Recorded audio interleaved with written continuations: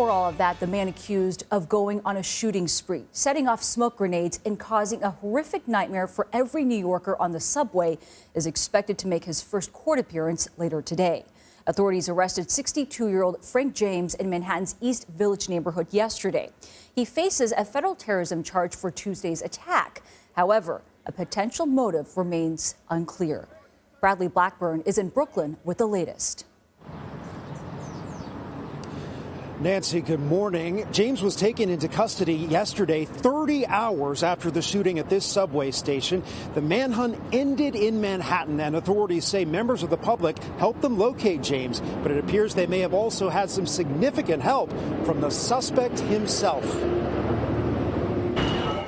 The man police say shot 10 people in a Brooklyn train station will be arraigned in federal court today. We were able to shrink his world quickly.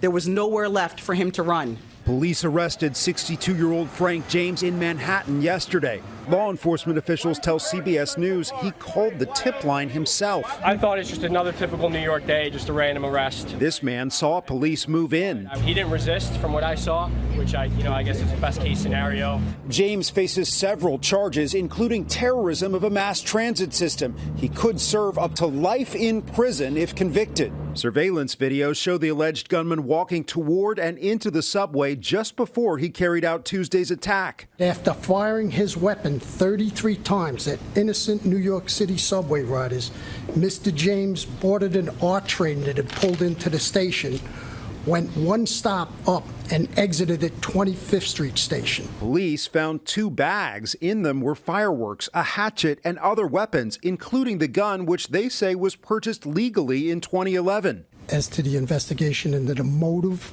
and to look and scour his social media, that's still part of the ongoing investigation. James' arrest record spans 15 years over several states. Authorities say there is no indication he had ties to any terror organizations. And officials are still investigating why security cameras were not working in this subway station at the time of the attack. As you heard, they believe that James boarded another train to escape from the scene. He essentially disappeared into the crowd and was able to evaporate into the city, Nancy, and stay missing until that manhunt ended yesterday. Absolutely. And Bradley, where do federal investigators at this point say that James got the gun he's accused of using in this shooting? Was it purchased legally? Nancy, they believe that it was purchased legally more than 10 years ago in a pawn shop in Ohio. And officials also say they've located a storage unit in Pennsylvania where James was storing ammunition for an AK-47 and also a 9mm handgun. So those are all details that officials will be looking at as they build the case against him. And we're looking to learn more later today during that arraignment. But right now, are there any clues as to a motive for all of this? Well, that is the big question, trying to get into his mindset, Nancy. And one thing that they are certainly combing through is all of the social media content that James put out. Hours and hours of video that he posted ranting about many different subjects, often violently. So officials are looking through that, trying to find answers as to why he may have gone on the attack. And that will also be used to build their case.